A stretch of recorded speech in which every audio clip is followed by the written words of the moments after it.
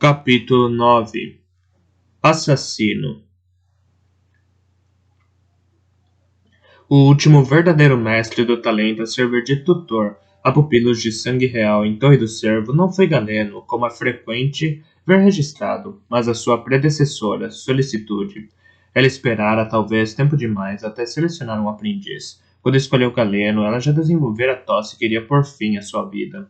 Há quem diga que ela o aceitou em desespero de causa, sabendo que estava morrendo. Outros afirmam que ele lhe foi imposto pela vontade da Rainha Desejo de ver o seu favorito ascender na corte. Qualquer que fosse o caso, ele havia sido seu aprendiz há pouco mais de 2 anos quando Solicitude sucumbiu à tosse e morreu. Tendo em conta que mestres do talento anteriores haviam passado por aprendizados de até 7 anos, foi bastante precipitado que ele tivesse se declarado mestre do talento imediatamente após a morte de Solicitude. Não parece ser muito possível que ela tivesse lhe transmitido todos os seus conhecimentos sobre o talento e suas possibilidades num intervalo de tempo tão breve. No entanto, ninguém contestou o direito de Galeno ao título. Embora estivesse auxiliando Solicitude no treinamento dos dois príncipes, Veracidade e Cavalaria declarou esse treinamento completo após a morte de Solicitude. Depois disso, resistiu às sugestões que lhe foram feitas para treinar outros até chegarem os anos das Guerras dos Navios Vermelhos, quando finalmente cedeu à exigência do Rei Sagaz e apresentou o seu primeiro e único círculo.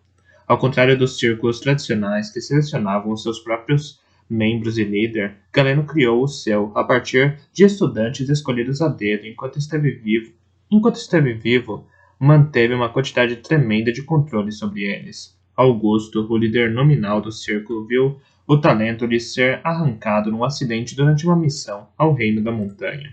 Serena, que assumiu a liderança após a morte de Galeno, pereceu junto com outro membro, Justino, durante o tumulto que se seguiu à descoberta do assassinato do Rei Sagaz.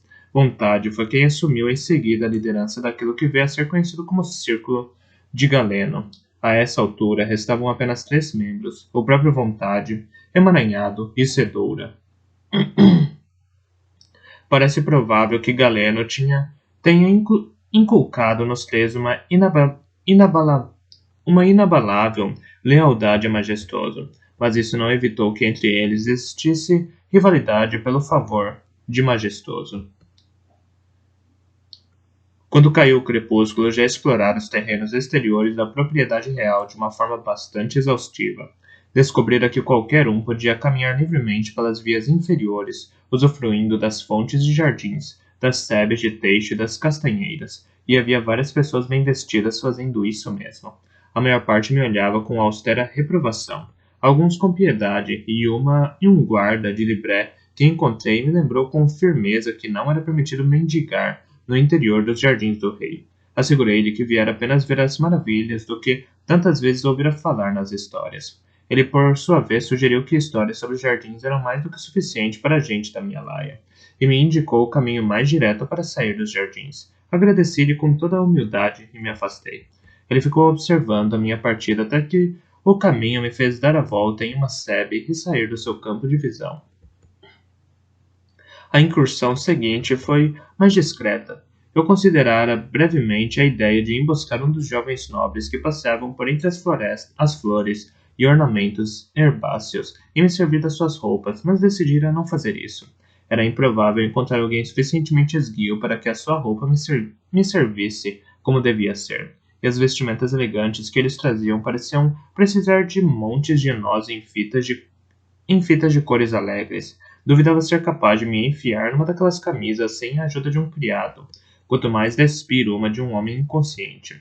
E de qualquer modo, os tilintantes ornamentos de prata costurados nas rendas que pendiam dos punhos não se adequavam ao trabalho silencioso de um assassino. Decidi confiar na densidade das plantas ao longo dos muros abaixo para me fornecer abrigo, e subi gradualmente a colina. Acabei encontrando um muro de pedra lisa que rodeava o topo da colina.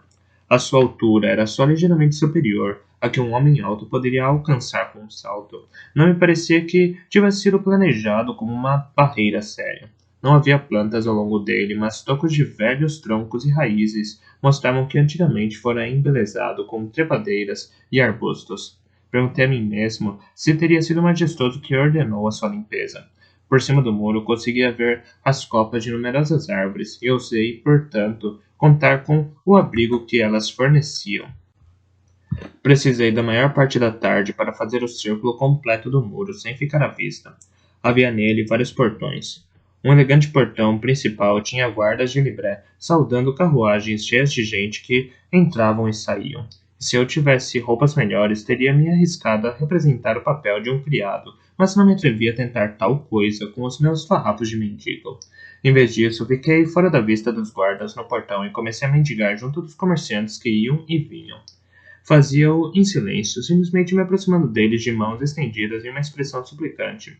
A maior parte fez o que as pessoas fazem quando confrontadas com um mendigo. Ignorou-me e prosseguiu com as suas conversas. E assim fiquei sabendo que aquela era a noite do baile escarlate, que havia sido trazido para a festa um número adicional de criados, músicos e mágicos, que Rebenta Alegre substituíra a erva de riso como fumo favorito do rei, e que o ficara muito irritado com a qualidade da seda amarela que um tal Festro lhe trouxera e ameaçara chicotear o mercador por ter a ousadia de lhe trazer material tão ruim. O baile era também uma despedida ao rei, antes de embarcar na manhã seguinte numa viagem para visitar a sua querida amiga Dama Celestra, em Salão de Âmbar, junto ao rio Ven. Ouvi muitas coisas, muito mais coisas, mas pouco que se relacionassem com o meu objetivo.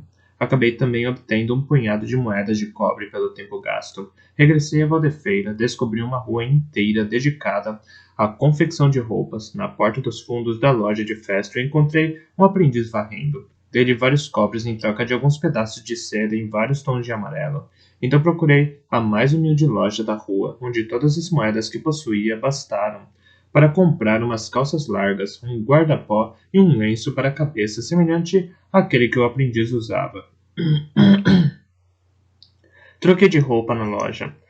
Entrancei o meu rabo de cavalo de guerreiro e escondi-o sob o lenço. Calcei as botas e saí da loja, uma pessoa diferente. A espada pendia agora ao lado da perna, por dentro das calças. Era desconfortável, mas não muito visível, se eu adotasse um passo rápido. Deixei a roupa velha e o cesto da minha trouxa, à exceção dos venenos e de outros instrumentos pertinentes, num canteiro de ortigas por trás de um anexo muito mal cheiroso no pátio de uma taverna. Regressei ao castelo de Valdefeira. Não me permiti hesitações, dirigi-me diretamente ao portão dos comerciantes e fiquei na fila com os outros que tentavam entrar. O meu coração batia com força dentro das costelas, mas adotei um comportamento calmo. Passei o tempo examinando aquilo que conseguia ver da casa através das árvores. Era imensa. Era imensa.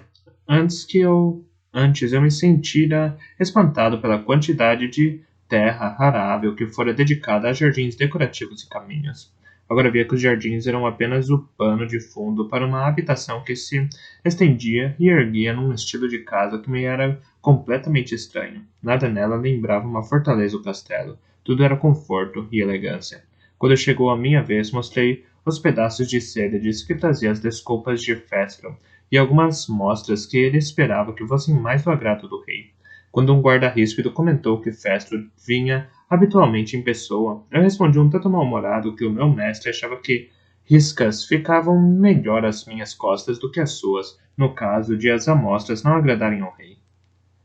Os guardas trocaram sorrisos e me deixaram entrar. Subi rapidamente o caminho até me aproximar de um grupo de músicos que tinha entrado antes.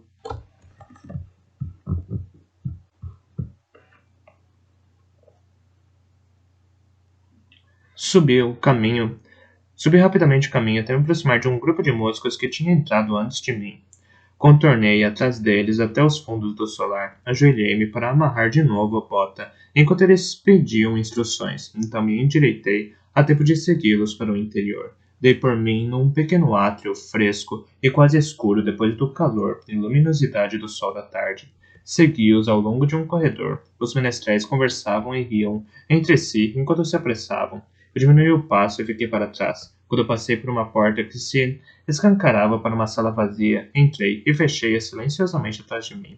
Respirei fundo e olhei em volta. Estava numa pequena sala de estar. A mobília era pobre e combinava mal, de modo que deduzi que se destinava a criados ou artesãos, que viessem de visita. Não podia contar com ficar ali sozinho por muito tempo. Havia, no entanto, vários grandes armários ao longo da parede. Escolhi um que não estava diretamente à vista da porta no caso de ela se abrir de repente, e me apressei a redistribuir o conteúdo para conseguir me sentar lá dentro. Aninhei-me com a porta ligeiramente aberta para ter alguma luz e tratei de trabalhar. Inspecionei e organizei os meus frascos e pacotes de veneno. Tratei tanto a faca de cinto como o gume da espada com veneno, e então embainhei cautelosamente as armas de novo. Arranjei um modo de a espada pender ao lado de fora das calças, então procurei ficar confortável e me instalei para esperar. Pareceram passar-se dias até que o crepúsculo desse lugar a escuridão completa. Por 2 vezes houve pessoas que entraram brevemente na sala, mas concluí pelas suas conversas que todos os criados se encontravam ocupados, preparando-se para a reunião daquela noite. Passei o tempo imaginando como o majestoso me mataria se me apanhasse. Por várias vezes quase perdi a coragem. Em cada uma dessas vezes lembrei a mim mesmo que, se me afastasse daquilo, teria de viver para sempre com medo. E assim, procurei me preparar. Se Majestoso estava ali, então o seu círculo estaria sem dúvida por perto. Dediquei-me cautelosamente aos exercícios que Veracidade me ensinara para proteger a minha mente contra outros talentosos. Dediquei-me cautelosamente aos exercícios que Veracidade me ensinara para proteger a minha mente contra os outros talentosos. Senti-me horrivelmente tentado a arriscar sondar com um minúsculo toque de talento, para ver se conseguiria detectá-los. Resisti. Duvidava de ser capaz de permiti-los sem me trair. E mesmo se conseguisse detectá-los assim, o que me diria tal coisa que eu já não soubesse? Era melhor me concentrar em me defender deles. Recusei-me a permitir que eu pensasse especificamente no que faria para que eles não apanhassem sinais dos meus pensamentos. Quando o céu fora da janela ficou por fim completamente negro e pontilhado de estrelas, esgueirei-me para fora do meu esconderijo e me aventurei a sair para o corredor. Música ecoava na noite. Majestoso e os convidados encontravam-se nas festividades. Escutei por um momento as notas tênues de uma canção sobre 2 irmãs que me era familiar, uma das quais afogava a outra. Para mim, o encanto da canção não estava numa harpa que tocava sozinho, mas num menestrel que encontrava um corpo de mulher e era inspirado a fazer uma harpa com o seu externo. Então deixei de lado a canção e me encontrei no que tinha a fazer. Encontrava-me num corredor simples, com um chão de pedra e painéis de madeira nas paredes, iluminado por archotes muito afastados uns dos outros. Área para criados, deduzi, não era suficientemente elegante para Majestoso ou para os seus amigos. Isso, no entanto, não a tornava segura para mim. Precisava encontrar uma escada para criados e subir até o segundo andar. Deslizei ao longo do corredor. Ia de porta em porta, parando para escutar junto de cada uma. Por 2 vezes, ouvi o rumor de gente atrás delas, mulheres conversando em uma. Por 2 vezes, ouvi o rumor de gente atrás delas, mulheres conversando em uma, o estalido de um tear sendo usado em outra. Abri brevemente aquelas portas silenciosas que não estavam trancadas. Na maior parte eram salas de trabalho, várias dedicadas à tecelagem ou à costura. Majestoso aparentemente ainda cedia ao seu gosto por belos trajes. Cheguei ao fim do corredor e espiei em volta da esquina. Outro corredor muito mais largo e elegante. O teto de estuque fora esculpido com samambaias. Mais uma vez deslizei ao longo de um corredor, escutando as portas, espreitando cautelosamente por algumas. Chegando perto, disse a mim mesmo: descobri uma biblioteca com mais livros de velino e pergaminhos do que eu podia imaginar que existissem. Fiz uma pausa numa sala onde aves vivamente emplumadas cochilavam nos seus poleiros dentro de gaiolas extravagantes. Lajes de mármore branco tinham sido dispostas para suportar tanques de peixes de movimentos rápidos e lírios de água. Havia ali bancos e cadeiras almofadadas dispostos em volta de mesas de jogo. Pequenas mesas de cerejeira, espalhadas por todo lado, suportavam incensórios de fumo. Eu jamais tinha sequer imaginado uma sala assim. Acabei chegando a um belo salão com retratos emoldurados nas paredes e um chão de ardósia negra reluzente. Recuei quando vi o guarda e permaneci em silêncio num nicho, até que os seus passos entediados o levaram a passar por mim. Então me esgueirei para fora do nicho e passei depressa por todos aqueles nobres a cavalo e damas afetadas nas suas molduras suntuosas. Entrei precipitadamente numa antecâmara. Havia tapeçarias na parede e pequenas mesas que suportavam estatuetas e vasos de flores. Até as arandelas para os archotes ali eram mais ornamentadas. Havia pequenos retratos em molduras douradas de ambos os lados de uma lareira encimada por uma elaborada cornija. Havia cadeiras dispostas junto umas das outras para conversas íntimas. A música era mais alta ali. E ouvi também risos e vozes. Apesar da hora tardia, os festejos prosseguiam. Na parede oposta haviam-se duas grandes portas esculpidas, davam para o salão onde o majestoso e os seus nobres dançavam e riam. Recolhi-me ao canto quando vi dois criados de libré entrar, vindos de uma porta do meu lado esquerdo. Carregavam bandejas com um conjunto de potes de incenso. Supus que eram para substituir aqueles que teriam se esgotado. Fiquei imóvel, escutando os seus passos e conversa. Abriram as portas altas e a música de harpa ficou mais sonora, acompanhada pelo odor narcótico do fumo. Ambos foram abafados pelas portas que se fecharam. Aventurei-me de novo a espreitar. O caminho estava livre à minha frente, mas atrás de mim... Que fazes aqui? O coração foi para as botas. O coração foi parar nas botas, mas forcei um sorriso acanhado aparecer no meu rosto enquanto me virava para encontrar o guarda que entrava na sala atrás de mim. Senhor, perdi-me no grande labirinto desta casa, disse ele com sinceridade. É mesmo? Isso não explica por que está usando uma espada no interior dos muros do rei. Todos sabem que as armas estão proibidas, exceto a guarda do próprio rei. Viu-o agora mesmo espreitando furtivamente. Acho que com a festa em andamento podia simplesmente esgueirar-se por aí e encher os bolsos com tudo que encontrasse, ladrão. Fiquei paralisado de terror, observando o homem que se aproximava de mim. Tenho certeza de que a expressão aflita no meu rosto convenceu de ter descoberto meu propósito. Verde nunca teria sorrido assim, se pensasse que avançava sobre um homem que ia ajudar a espancar até a morte numa masmorra. A sua mão repousava descuidadamente no cabo da espada, e ele sorria com confiança. Era um homem bem bonito, muito alto e de pele clara, tal como a maior parte das pessoas de Vara. O distintivo que usava mostrava o carvalho dourado dos Montebon de Vara, com o seu visionário saltando sobre ele. Então majestoso havia também modificado o seu brasão, quando quase desejei que tivesse deixado o servo de fora.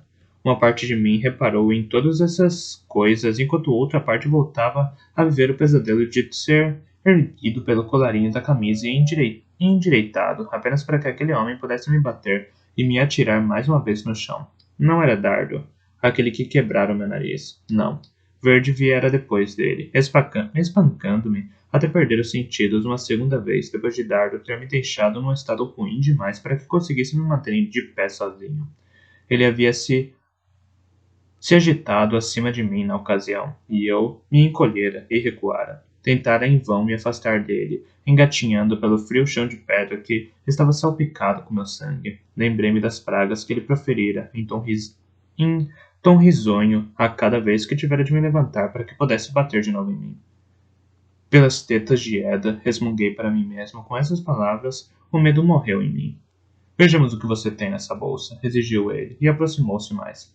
Eu não podia lhe mostrar os venenos que trazia na bolsa. Não havia nenhuma maneira de explicá-los. Nenhuma quantidade de mentira tranquila me faria escapar daquele homem. Teria de matá-lo. De repente, tudo se tornou tão simples. Estávamos perto demais do salão. Não queria que nenhum ruído alarmasse ou alertasse alguém, de modo que me afastei dele um passo lento de cada vez, recuando num grande círculo que me levou a regressar ao aposento de onde saíra. Os retratos nos olhavam enquanto eu recuava hesitante do grande guarda. Fique parado, ordenou, mas eu sacudi violentamente a cabeça naquilo que eu esperava que fosse uma exibição convincente de terror. Eu disse para ficar parado, seu ladrãozinho magrela. Olhei rapidamente de relance sobre o ombro e de novo para ele, desesperado, como se estivesse tentando encontrar coragem para me virar e fugir dele. Da terceira vez que eu fiz, ele saltou sobre mim. Eu esperara que eu fizesse. Esquivei-me com um passo para o lado, então enfiei com violência o cotovelo no fundo das costelas, acrescentando sua carga impulso suficiente para fazê-lo cair de joelhos. Ouvi-os colidindo com um ruído ossudo contra o chão de pedra. Verde soltou um urro inarticulado de raiva e dor. Pude ver a súbita fúria que sentiu por o ladrão magrela ter se atrevido a golpeá-lo. Silenciou-o bruscamente com um chute no queixo que lhe fechou a boca com um estalido.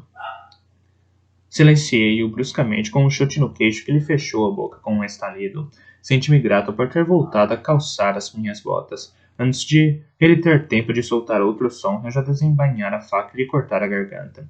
Ele gorgolejou seu espanto e ergueu ambas as mãos, numa vã tentativa de conter o jorro de sangue. Aproximei-me dele e olhei em seus olhos. Fitz Cavalaria, disse-lhe em voz baixa. Fitz Cavalaria. Os seus olhos arregalaram-se numa compreensão e terror súbitos, e então perderam toda a expressão quando a vida o abandonou. De repente, tornou-se a imobilidade e nada. Tão vazio de vida como uma pedra, para o meu sentido da manha, desaparecera. Terminou tão depressa, vingança. Fiquei olhando, esperando sentir triunfo, alívio ou satisfação. Em vez disso, eu não senti nada. Senti-me tão perdido para toda a vida como ele estava. Ele nem sequer era carne que eu pudesse comer. Perguntei-me tardiamente se haveria em algum lugar uma mulher que tivesse amado aquele homem bonito. Crianças louras que dependessem dos seus soldos para terem alimento. Não é bom para um assassino ter pensamentos assim. Eles nunca tinham me atormentado na época em que eu desempenhava justiça real em nome do rei sagaz. Sacudi-os da cabeça. Verde estava fazendo uma poça de sangue muito grande no chão. Eu o silenciara rapidamente, mas aquilo era precisamente o tipo de desordem que eu não desejara criar. Ele era um homem grande e tinha muito sangue no corpo. A minha mente correu enquanto debatia se seria melhor gastar tempo para esconder o corpo ou aceitar o fato de que a sua falta iria ser rapidamente detectada pelos outros guardas e usar essa descoberta como distração. Por fim, tirei a camisa e absorvi com ela o máximo de sangue que conseguir. Depois, joguei-a sobre seu peito, limpei as mãos ensanguentadas na sua camisa, agarrei-o pelos ombros e o arrastei para fora do salão dos retratos, quase tremendo com o esforço de retesar os sentidos para perceber a aproximação de alguém. As minhas botas não paravam de escorregar nos assoalhos polidos e o som da minha respiração arquejante era um rugido aos meus ouvidos. Apesar do esforço que fizera para limpar o sangue, deixamos um lustre vermelho nos assoalhos atrás de nós. A porta da sala dos pássaros e peixes. Forcei-me a escutar bem antes de entrar. Prendi a respiração e tentei ignorar o bater de coração nos meus ouvidos, mas a sala estava vazia de seres humanos. Empurrei a porta com o ombro e arrastei Verde lá para dentro. Então o ergui e o atirei para dentro de um dos tanques de pedra. Os peixes dardejaram freneticamente de um lado para o outro enquanto o sangue do homem se espalhava e rodopiava na água límpida. Lavei apressadamente o sangue das mãos e do peito em outro tanque e saí por uma porta diferente. Eles iriam seguir o rastro de sangue até ali. Esperava que gastasse algum tempo tentando entender por que motivo o assassino teria arrastado o guarda até ali e o despejara num tanque. Dei por mim numa sala que não me era familiar. Olhei rapidamente em volta para o teto abobadado e paredes revestidas por painéis. Havia uma cadeira grandiosa sobre um estrado na ponta mais distante. Então, era algum tipo de sala de audiências. Olhei ao redor para me orientar, então fiquei paralisado onde me encontrava. As portas esculpidas à minha direita abriam-se de súbito. Ouvi risos, uma pergunta murmurada e uma resposta risonha. Não havia tempo para me esconder em nenhuma coisa atrás da qual encontrar abrigo. Encostei-me em uma tapeçaria de parede e fiquei imóvel. O grupo entrou em uma onda de risos. Havia uma nota de desamparo nos risos que me informou que estavam bêbados ou tontos de fumo. Passaram bem diante de mim, dois homens disputando as atenções de uma mulher que soltava risinhos abafados por trás de um leque ornamentado com borlas. Os três estavam trajados inteiramente de tom de vermelho, e um dos homens trazia ornamentos tilintantes de prata não só na renda dos punhos, mas também ao longo das mangas largas, até os cotovelos. O outro homem carregava um pequeno incensório de fumo na ponta de uma vara ornamentada. Fazia-o oscilar de um lado para o outro à frente do grupo, enquanto caminhava de modo a mantê-los sempre envoltos nos fumos adocicados. Duvidava de que teriam reparado em mim mesmo se eu tivesse saltado à sua frente dando cambalhotas. Majestoso parecia ter herdado o gosto da mãe por intoxicantes e estar transformando-os numa moda da corte. Permaneci imóvel até terem passado. Entrando na sala dos pássaros e peixes, perguntei-me se reparariam em verde no tanque. Duvidava de que o fizessem. Voei para a porta por onde os cortesãos tinham entrado e a atravessei pé ante pé. Dei por mim de súbito num grande átrio. Tinha chão de mármore e senti minha mente vacilar com a despesa de arrastar uma tal quantidade de pedra até Valdefeira. O teto era elevado e estucado de branco, com relevos de imensas flores e folhas aplicadas sob pressão no estuque. Havia janelas arqueadas de vitral, agora deixadas escuras pela noite, mas entre elas pendiam tapeçarias que brilhavam com cores tão ricas que pareciam janelas para algum outro mundo e tempo. Tudo estava iluminado com candelabros ornamentados carregados de cristais cintilantes e suspensos por correntes douradas. Neles ardiam centenas de velas. Havia estátuas em exibição, montadas em pedestais, espalhadas a intervalos pela sala, e pelo aspecto, a maior parte representava os antepassados Montebon de majestoso, por parte da mãe. Apesar do perigo em que me encontrava, a grandiosidade da sala me capturou por um momento. Então ergui os olhos e vi a larga escadaria que ascendia. Aquela era a escadaria principal, não as escadas escondidas para criados que eu procurara. 10 homens podiam ter subido facilmente por ela, lado a lado. A madeira das balustradas era escura e cheia de nós involuta, mas brilhava com um profundo lustre. Um tapete espesso derramava-se pelo centro dos degraus como uma cascata azul. O salão encontrava-se vazio e a escadaria também. Não dei a mim mesmo tempo para hesitar e deslizei em silêncio pela sala fora e pela escada acima. Estava no meio da subida quando ouvi o grito. Era evidente que haviam reparado em verde. No topo do primeiro lance ouvi vozes e passos em corrida que vinham na direita. Fugi para a esquerda. Cheguei a uma porta, encostei o ouvido nela. Não ouvi nada, e esgueirei-me lá para dentro, tudo em menos tempo do que demora a contar. Fiquei à escuridão, com o coração rebombando, agradecendo a Eda, a El e a quaisquer outros deuses que pudessem existir por a porta não ter estado trancada. Permaneci na escuridão, com o ouvido comprimido contra a espessa porta, tentando escutar mais do que o bater do meu próprio coração. Ouvi gritos vindo de baixo e botas correndo pela escada abaixo.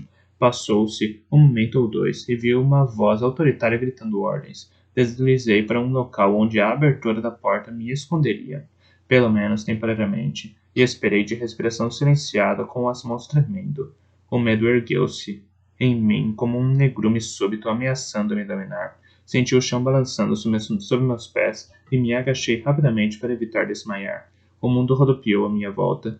Encolhi-me, abraçando-me com força e apertando bem os olhos fechados, como se isso de algum modo me escondesse melhor. Uma segunda onda de medo tomou conta de mim. Afundei-me o que faltava até o chão e caí de lado. Quase choramingando, enrolei-me numa bola, suportando uma terrível dor no peito que era como se algo estivesse me espremendo. Ia morrer e nunca mais os veria. Mole, Bronco, meu rei. Devia ter ido ter com veracidade. Sabia agora. Devia ter ido ter com veracidade. Quis gritar e chorar, pois subitamente tive a certeza de que jamais seria capaz de escapar, de que seria encontrado e torturado. Eles iriam me encontrar e me matar muito, muito lentamente. Senti um impulso quase irresistível para simplesmente dar um salto e fugir da sala, sacar a espada contra os guardas e obrigá-los a acabar comigo depressa. Firme agora. Estou tentando fazer com que você se revele. O talento de veracidade era mais delicado do que uma teia de aranha. Prendi a respiração, mas tive sensatez de me permanecer imóvel. Após o que pareceu ser muito tempo, o terror cego passou. Respirei fundo, longo e tremulamente, e foi como voltar a mim. Quando vi passos e vozes do outro lado da porta, o medo voltou a surgir, mas me forcei a ficar imóvel e a escutar. Eu tinha certeza, disse um homem. Não, ele já foi embora há muito tempo. Vou encontrá-lo nos jardins, se chegar a encontrar. Ninguém poderia ter resistido a nós dois. Se ele ainda estivesse na casa, teríamos feito ele sair do esconderijo. Estou dizendo que havia alguma coisa. Nada. Insistiu. A outra voz com alguma irritação. Não senti nada. Verifique de novo, insistiu o outro. Não. É uma perda de tempo. Acho que você se enganou. A ira do primeiro homem estava tornando-se óbvia, apesar das vozes baixas. Espero que tenha me enganado, mas temo que não. Se eu tiver razão, demos à vontade a desculpa pela qual ele tem andado à procura. Também havia ira na voz do segundo homem, mas também uma autopiedade lamurienta.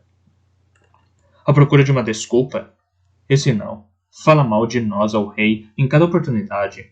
Ouvindo-o falar, seria de pensar que ele é o único que faz algum sacrifício ao serviço do Rei Majestoso. Uma criada me disse ontem que ele já nem usa sutilezas. Você, diz ele, é gordo, e a minha acusa de todas as fraquezas da carne que um homem pode ter. Se não sou tão esguio como soldado, é porque não sou um soldado. Não é o meu corpo que serve ao rei, mas sim minha mente. Melhor seria se ele olhasse para si mesmo antes de nos apontar falhas. Ele que só tem um olho bom. A Lamúria era agora inconfundível. Emaranhado, compreendi eu de súbito, emaranhado, conversando com Cedoura. Bem, fico contente por saber que esta noite, pelo menos, ele não pode nos apontar falhas. Não consigo encontrar nada de errado aqui. Ele o fez saltar diante de sombras e haver perigo em cada canto. Acalme-se.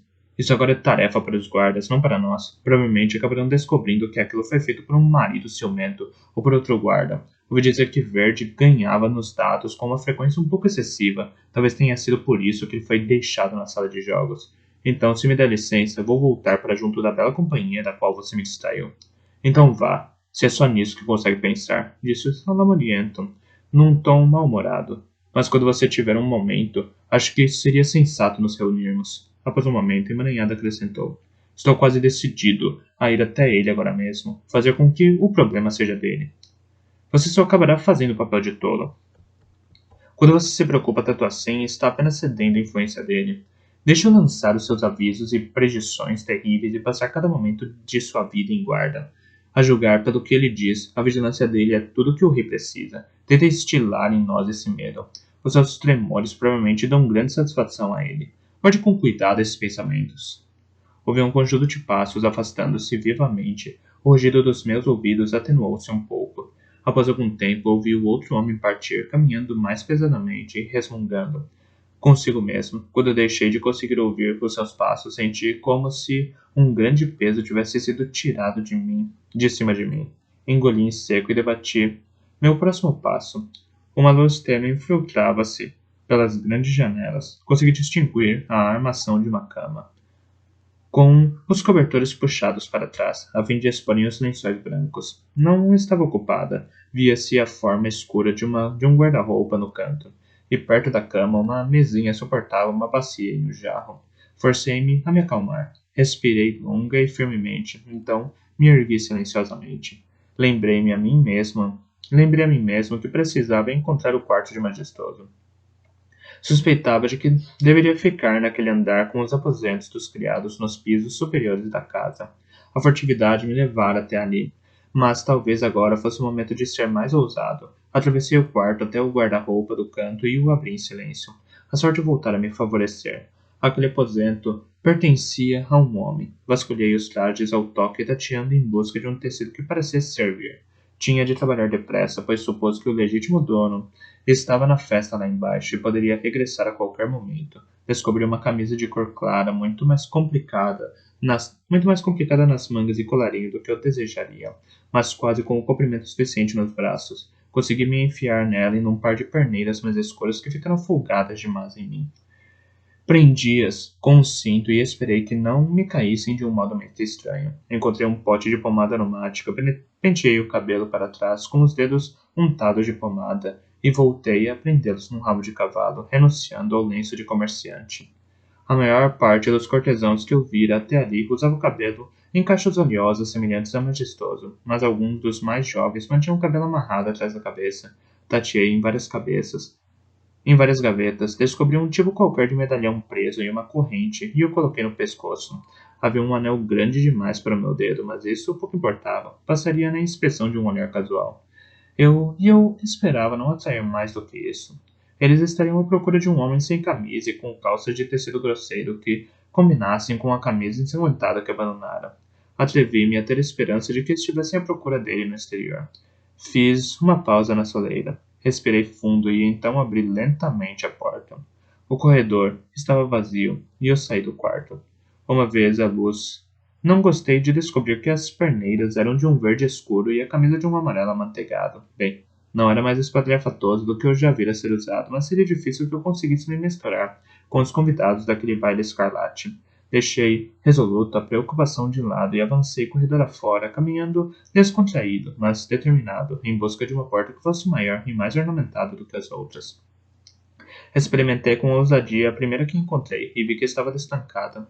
Entrei, apenas para dar por mim numa sala com uma imensa harpa e vários outros instrumentos musicais preparados, como que a espera de menestréis. Uma variedade de cadeiras almofadadas e divãs enchia o resto da sala.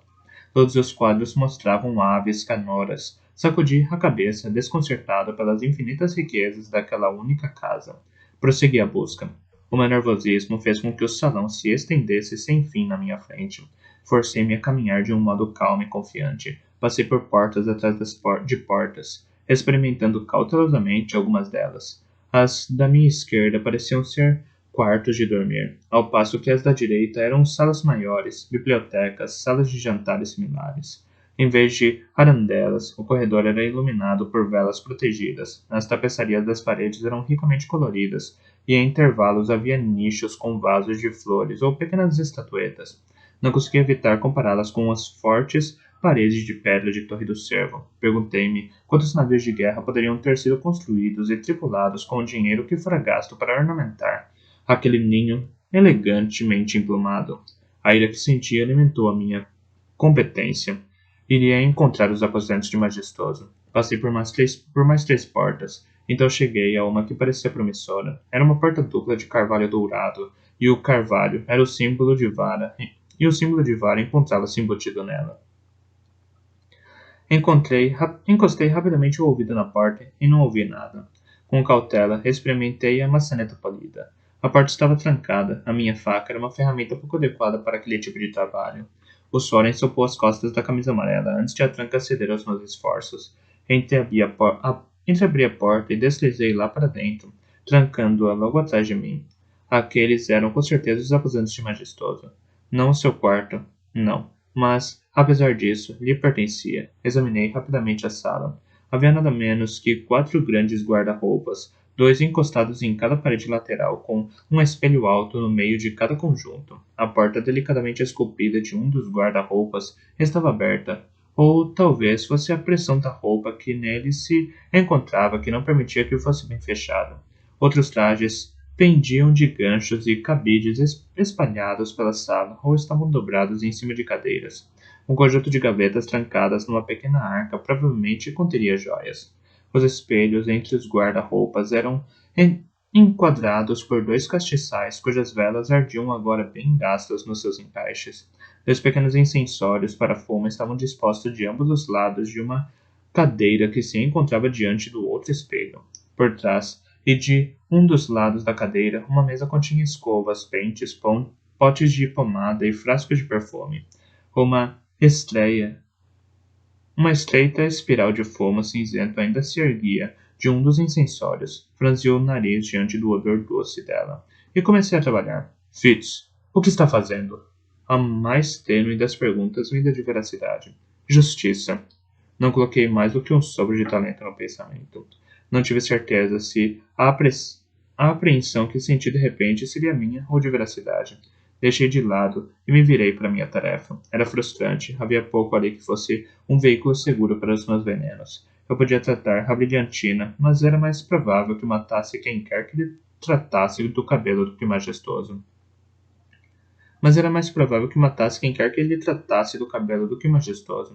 Os incensórios continham principalmente cinzas. Qualquer coisa que eu colocasse ali seria proveitosamente jogado fora com a cinza. A lareira do canto fora limpa para o verão e não havia nenhuma reserva de madeira. Paciência, disse a mim mesmo. O seu quarto de dormir não podia estar longe, e as oportunidades seriam melhores lá. Por ora, tratei as cerdas de sua escova com uma das minhas misturas mais potentes e usei o que sobrou para tratar o máximo que consegui dos seus brincos. As únicas gotas que acrescentei aos seus frascos de perfume, mas com pouca esperança de que ele aplicasse o suficiente para se matar. Para os lenços aromatizados dobrados na sua gaveta tinha o esporo branco do cogumelo anjo da morte, que distrairia com alucinações as horas que demorasse a morrer. Obtive grande prazer ao cobrir a parte de dentro de 4 pares de luvas com pó de raiz morta. Fora aquele o veneno que Majestoso usara em mim nas montanhas, e a fonte mais provável dos ataques que me atormentavam intermitentemente desde então. Eu esperava que ele achasse os seus ataques e quedas tão divertidos como achara os meus. Escolhi 3 camisas que julguei que talvez fossem as suas preferidas. E tratei também os seus colarinhos e punhos. Não havia madeira na lareira, mas eu tinha um veneno que se misturava bem com os vestígios de cinzas e folhagem deixados no tijolo. Salpiquei-o generosamente na esperança de que quando acendessem o fogo em cima do veneno, os vapores ardentes chegassem ao nariz de Majestoso. Tinha acabado de devolver o veneno à bolsa quando ouvi uma chave rodar na fechadura da porta. Dei a volta em silêncio em um guarda-roupa e parei ali. A faca já estava em minha mão, à espera. Uma calma mortífera tinha se instalado em mim. Respirava em silêncio. À espera à espera. Na esperança de que a fortuna tivesse trazido Majestoso até mim. Mas era outro guarda com as cores de Majestoso. O homem penetrou na sala e olhou rapidamente em volta. A irritação apareceu em seu rosto enquanto dizia impacientemente: Estava trancada. Não há ninguém aqui. Esperei que o seu parceiro respondesse, mas ele estava só. Ficou imóvel por um momento. Esperei que seu parceiro respondesse, mas ele estava só. Ficou imóvel por um momento. Então suspirou e dirigiu ao guarda-roupa aberto. Tolice. Estou perdendo tempo aqui, em cima, enquanto ele foge. Resmungou para si mesmo, mas desembainhou a espada e vasculhou cautelosamente com ela o interior do guarda-roupa por trás das roupas. Quando se inclinou para chegar mais fundo no interior do guarda-roupa, tive o vislumbre do seu rosto no espelho, à minha frente. Meu estômago virou água, e então o ódio ardeu em mim. Eu não tinha um nome para lhe dar, mas o seu rosto escarnecedor ficara para sempre gravado na minha memória. Fizera parte da guarda pessoal de Majestoso e testemunhara a minha morte. Creio que ele viu meu reflexo ao mesmo tempo que eu vi o seu. Não lhe dei tempo para reagir e saltei sobre as suas costas. A lâmina da sua espada ainda estava enredada dentro do guarda-roupa de Majestoso quando minha faca o apunhalou na parte de baixo da barriga. Prendi o braço em volta da sua garganta para obter o apoio enquanto puxava a faca para cima, estripando-o como um peixe. A sua boca escancarou-se para gritar, e eu larguei a faca para tapá-la com a mão. Segurei-o por um momento enquanto as entranhas começavam a sair do golpe que eu fizera. Quando o larguei, ele foi ao chão, com o berro não vocalizado transformado num gemido. Não largara a espada de modo que pisei na sua mão, quebrando-lhe os dedos em volta do cabo. Rolou ligeiramente para o lado para me fitar com agonia e choque. Fiquei sobre um joelho ao seu lado e aproximei o rosto do seu. Fitz Cavalaria, eu disse, em voz baixa, fitando nos olhos, assegurando-me de que ele sabia. Fitz Cavalaria. Pela segunda vez naquela noite, cortei uma garganta. Quase não teria sido necessário. Limpei a faca na sua manga enquanto ele morria. Enquanto eu levantava, sentia 2 coisas. Desapontamento por ele ter morrido tão depressa, e uma sensação que era como se a corda de uma harpa tivesse sido dedilhada, soltando o som que eu sentia em vez de ouvir. No instante seguinte, senti uma onda de talento me inundando. Estava carregada de terror, mas daquela vez reconheci-o pelo que era e sabia sua origem. Mantive-me firme diante da onda, com as defesas fortes. Quase que a senti abrir-se e me envolver, mas também senti que mesmo esse ato era lido por alguém, em algum lugar. Não me perguntei sobre quem seria. Vontade sentia a forma da minha resistência. Detectei o eco da sua onda de triunfo. Por um momento esse eco me paralisou de pânico. Logo em seguida me pus em movimento, embainhando a faca, erguendo-me para me esgueirar pela porta para o corredor que ainda estava vazio. Não tinha mais do que alguns momentos para encontrar um novo esconderijo. Vontade estivera presente na mente do guarda. Vira aquele aposento e a mim com toda a clareza com que o moribundo nos vira. Como um soar de trombetas, eu conseguia senti-lo, estendendo o talento, pondo os guardas em movimento como se pusesse cães nos rastros de uma raposa. Enquanto fugia, uma parte de mim sabia com inegável certeza de que eu estava morto. Poderia ser capaz de me esconder durante algum tempo, mas vontade sabia que eu me encontrava no interior da mansão. Tudo o que tinha de fazer era bloquear todas as saídas e dar início a uma busca sistemática. Corri para um corredor, virei uma esquina e subi uma escada que havia ali. Mantive as muralhas de talento firmes e apertei contra mim o meu minúsculo plano como se fosse uma pedra preciosa. Iria encontrar os aposentos de Majestoso e envenenar tudo o que lá se encontrasse. Depois iria em busca do próprio Majestoso, se os guardas me descobrissem primeiro. Bem, eu os conduziria numa bela perseguição. Não poderia me matar. Não podiam fazê-lo com todo o veneno que eu transportava, acabaria primeiro com a minha própria vida. O plano não era grande coisa, mas a única alternativa seria me render. Assim continuei a correr, passando por mais portas, por mais estátuas e flores, por mais tapeçarias. Todas as portas que experimentava se mostravam trancadas. Virei outra esquina e me vi de súbito de volta ao topo da escada. Senti um momento de desorientação vertiginosa. Tentei afastá-la, mas o pânico ergueu-se no interior da minha mente como uma maré negra. Parecia ser a mesma escadaria. Eu sabia que não tinha virado esquinas o suficiente para ter voltado para trás. Passei a correr pela escada e de novo pelas portas, ouvindo os gritos dos guardas abaixo de mim enquanto o reconhecimento crescia e se contorcia de forma repugnante dentro de mim. Vontade encostava-se à minha mente. Tontura e pressão dentro dos meus olhos. Com uma disposição sombria, voltei uma vez mais a erguer as muralhas mentais. Virei rapidamente a cabeça e vi duas imagens por um momento. Perguntei a mim mesmo se seria fumo, e não tinha cabeça para nenhum dos fumos intoxicantes de que o majestoso gostava. No entanto, aquilo parecia ser algo mais do que a tontura do fumo ou a alegria do rebentalegre. O talento é uma ferramenta poderosa nas mãos de um mestre. Eu estivera com veracidade quando ele a usara contra os navios vermelhos para desnortear de tal forma um timoneiro que ele virasse os seus navios na direção dos rochedos para convencer um navegador de que ainda não passaram promontório quando ele estava já bem longe atrás dele, para deixar medos e dúvidas no coração de um capitão antes de ir para a batalha, ou para estimular de tal forma a coragem de uma tripulação que ela rumasse imprudentemente na direção do próprio centro de uma tempestade. Vontade estaria trabalhando em mim há quanto tempo?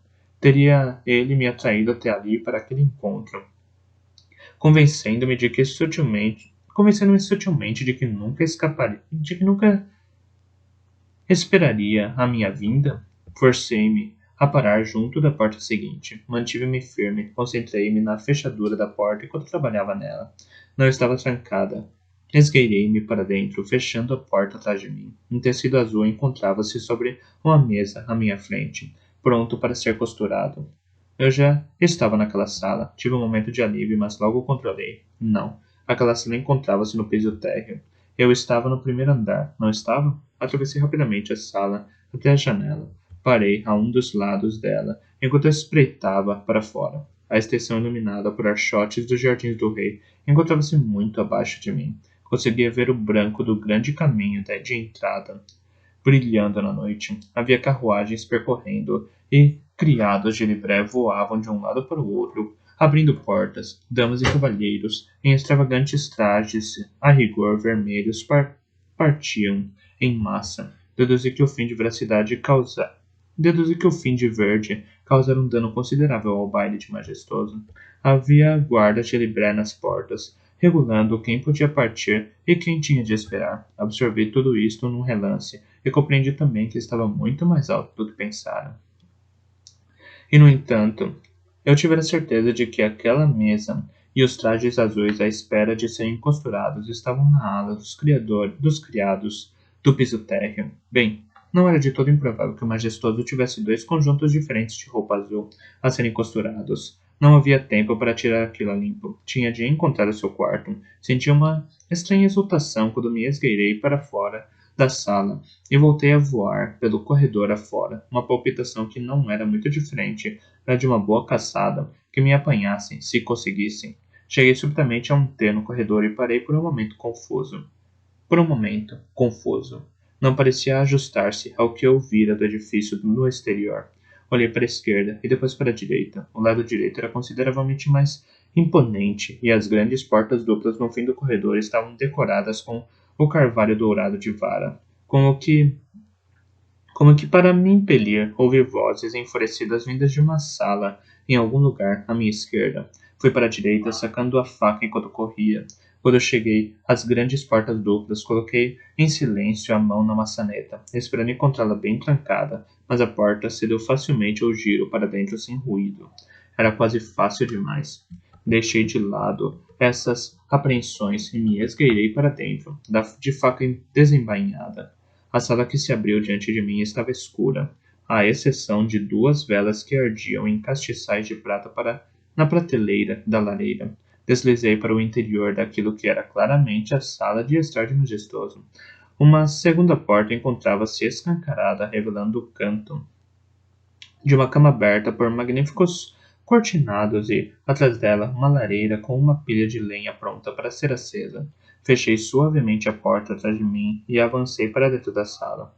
Uma garrafa de vinho e 2 copos aguardavam o regresso de majestoso sobre uma mesa baixa, e o mesmo fazia uma bandeja de doces.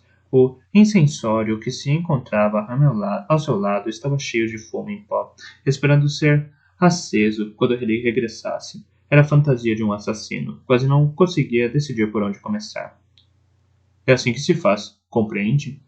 Girei nos calcanhares, e então experimentei uma distorção de sentidos que me entonteceu. Estava no meio de uma sala bem iluminada, mas bastante vazia. Vontade encontrava-se sentado, negligentemente relaxado numa cadeira almofadada.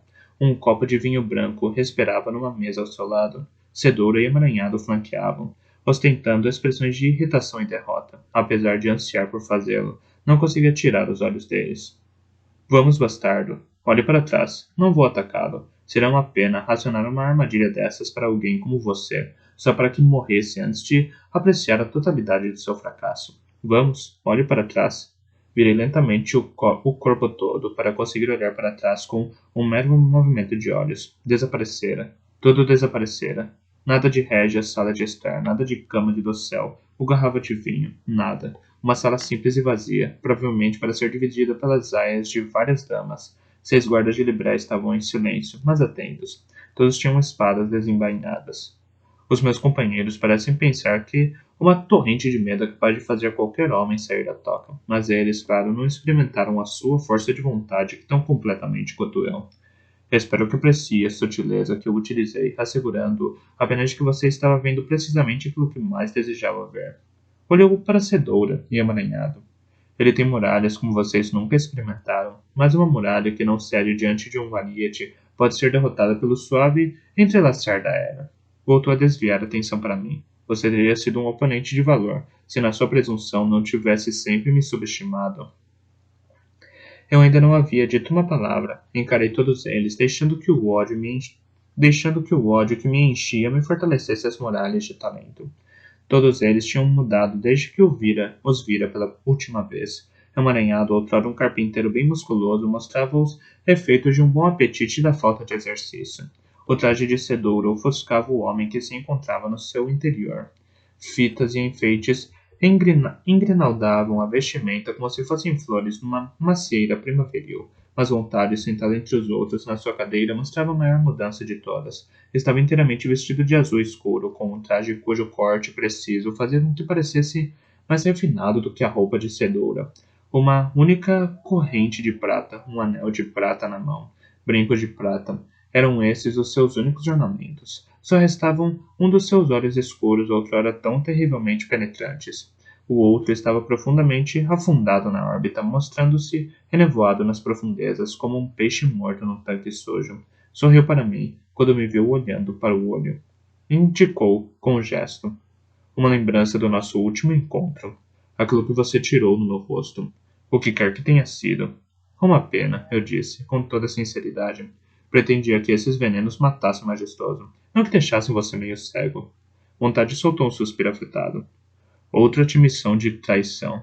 Como se precisássemos dela. Enfim, desta vez seremos mais meticulosos. Primeiro, claro, passaremos algum tempo arrancando de você como fez exatamente que escapou da morte.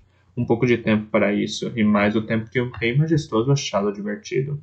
Desta vez ele não terá necessidade de pressão ou discrição. Fez um minúsculo aceno para os guardas atrás de mim. Sorri-lhe, enquanto encostava a lâmina envenenada da minha faca no antebraço esquerdo. Apertei os dentes contra a dor enquanto a passava pelo braço, não profundamente, mas o suficiente para abrir a pele e deixar que o veneno da lâmina entrasse no meu sangue.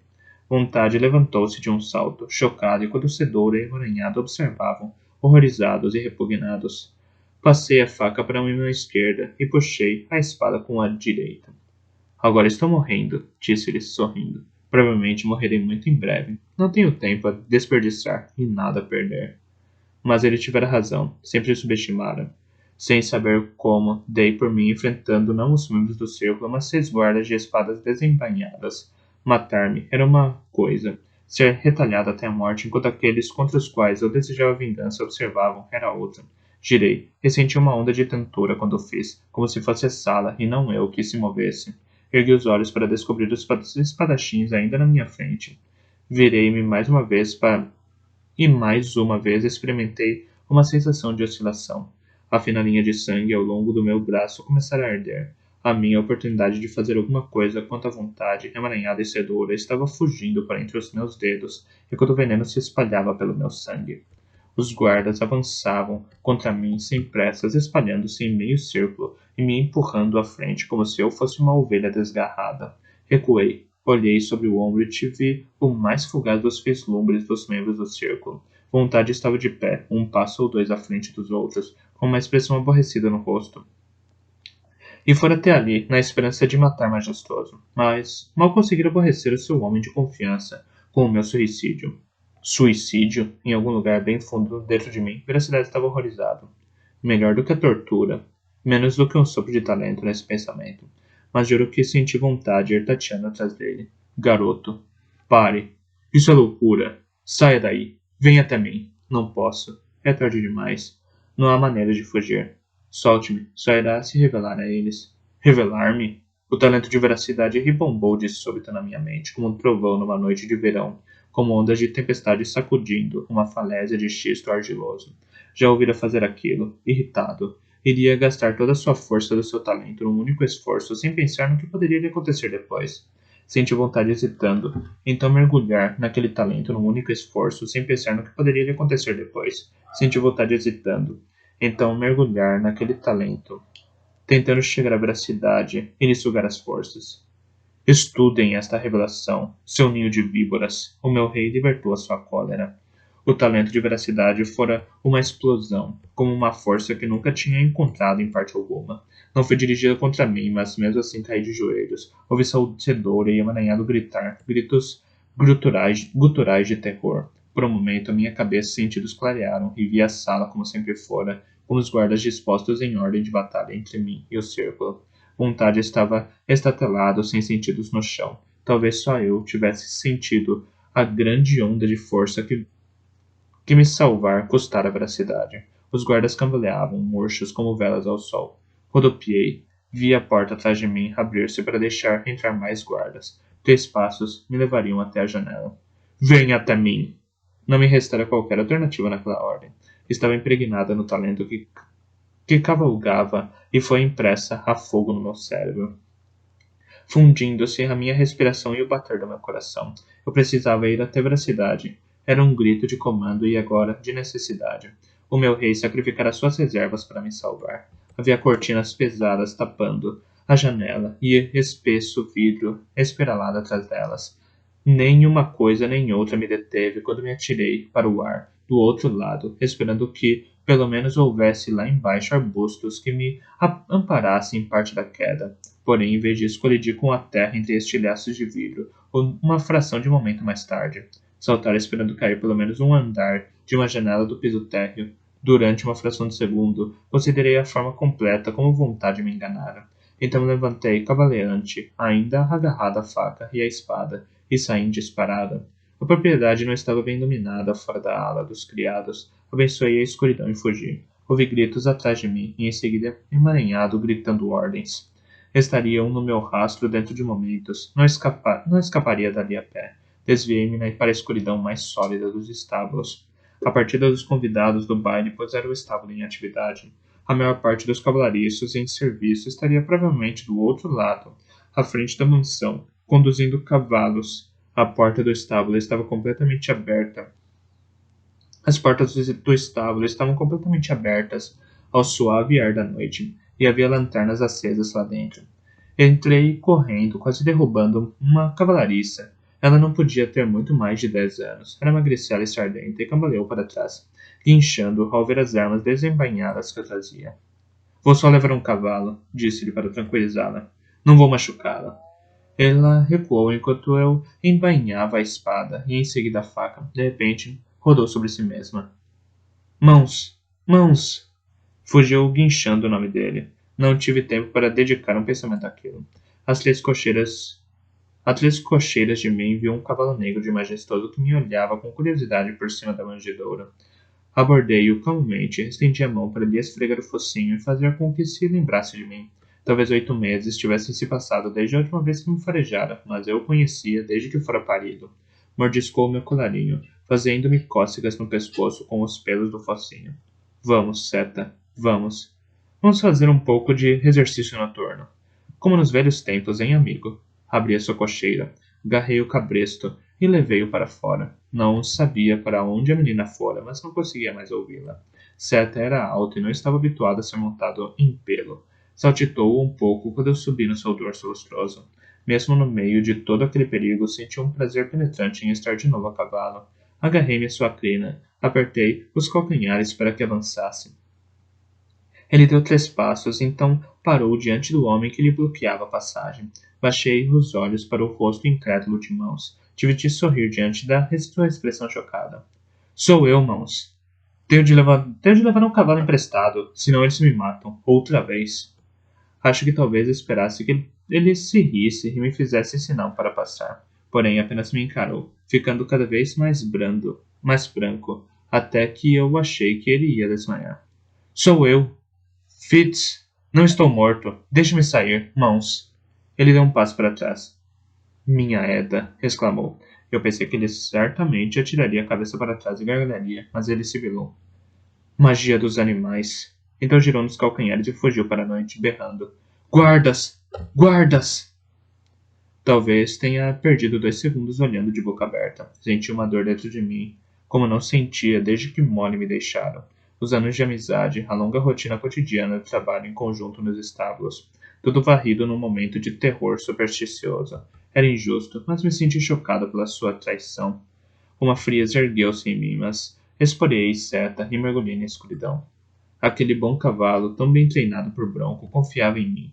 Levei-o para longe do caminho para carruagens iluminadas por archotes e das vias desobstruídas, atravessando na fuga canteiros e plantações, antes de passar correndo por um aglomerado de guardas, um dos portões para mercadores. Eles estavam vigiando o caminho, mas Seta e eu viemos num tropel pela relva. E já estávamos do lado de fora do portão antes mesmo de eles saberem o que estávamos fazendo. Se eu conhecia Majestoso, nem que fosse um pouco, no dia seguinte, ostentaria riscas por causa disso.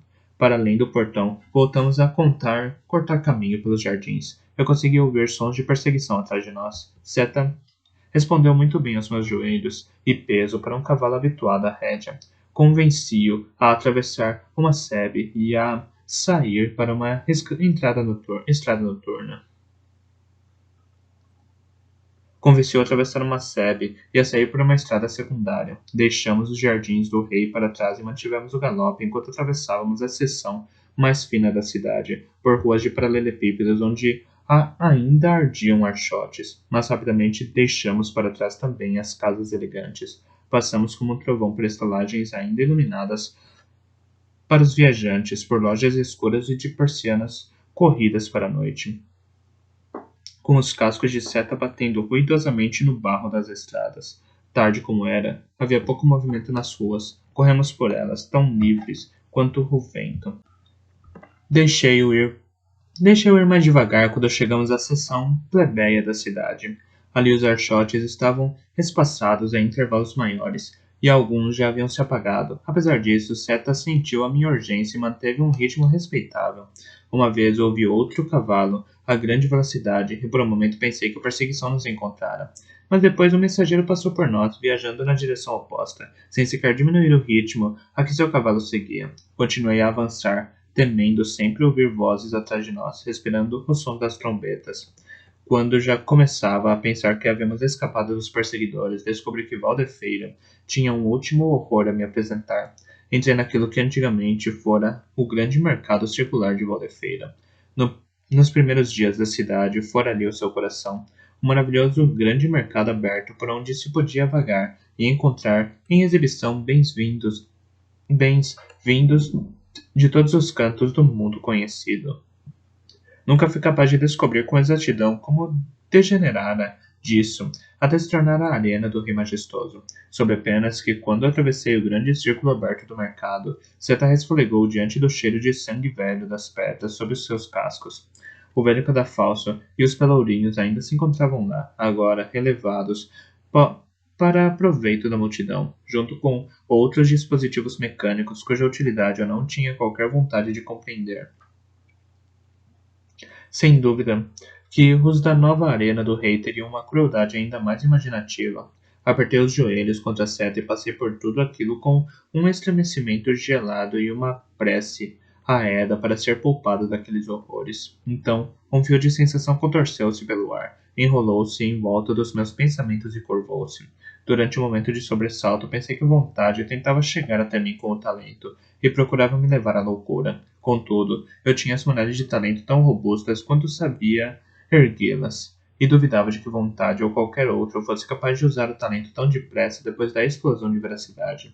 Não, aquilo era pior. Aquilo provinha de uma fonte mais profunda, mais prímeva, insidioso como água cristalina que tivesse sido envenenada. Fluiu para dentro de mim, ódio, dor e uma claustrofobia e fome sufocantes, tudo enrolado num terrível anseio por liberdade e vingança. Voltou a se despertar tudo o que eu sentira nas masmorras de Majestoso. Vinha das jaulas. Um grande fedor provinha da fileira de jaulas nos limites do círculo. Um fedor de ferimentos infectados, urina e carne apodrecida. Ainda assim, mesmo essa afronta ao meu nariz não era tão grande quanto a pressão de manha impregnada de inferno que emanava delas.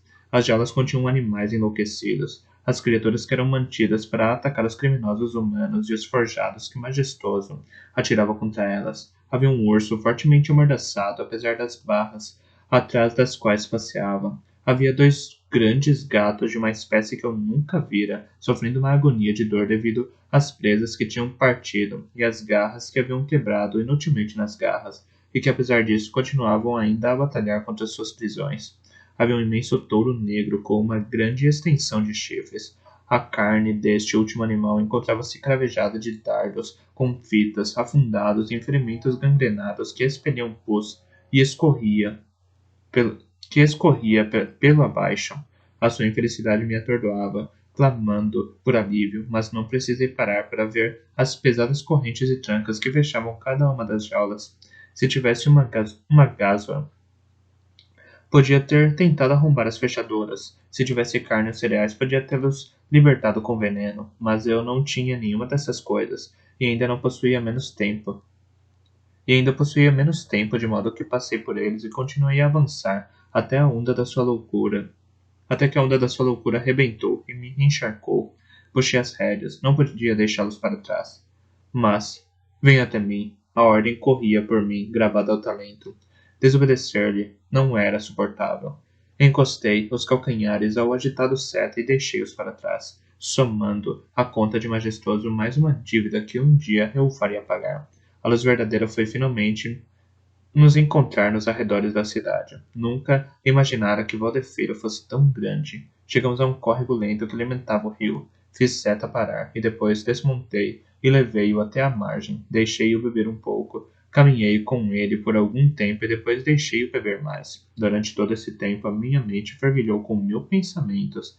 Eles estariam agora provavelmente fazendo buscas nas estradas que levavam para o sul, contando com o meu regresso a Cervo.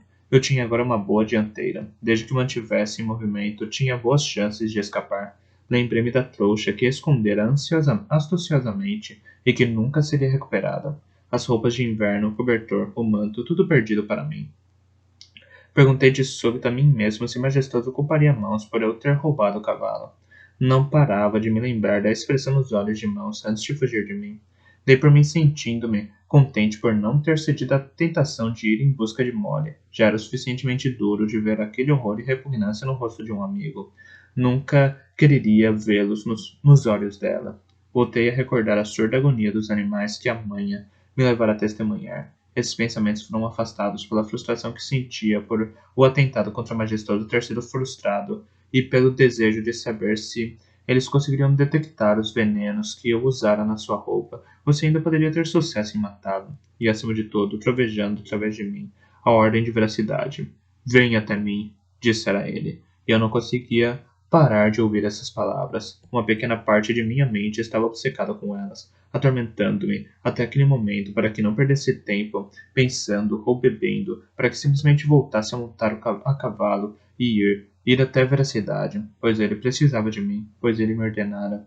Mas parei para beber mesmo assim, e foi enquanto estava de joelhos à borda da água que reparei que não estava morto. Molhei a manga da camisa amarela no córrego, então soltei cuidadosamente da pele o tecido cheio de sangue seco. O golpe que infligira em mim mesmo era pouco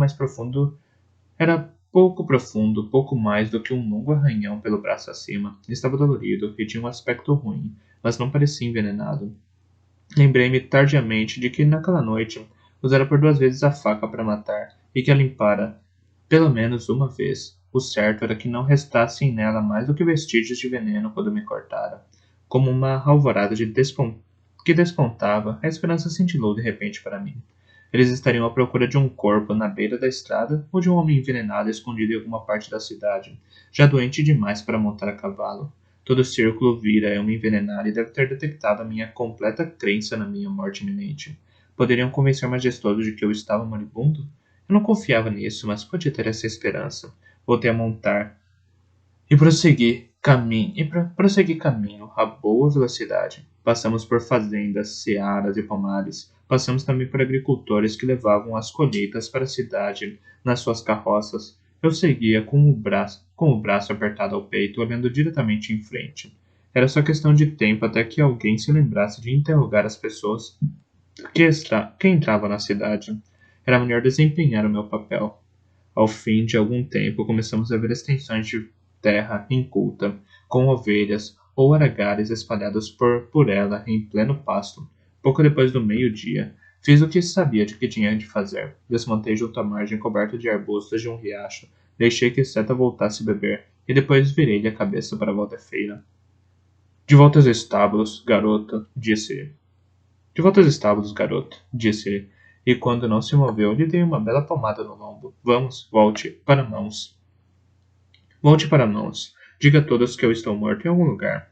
Imaginei a sua manjedoura para que ele captasse a imagem transbordando da aveia de que sabia que gostava. Vamos, Seta, vá embora.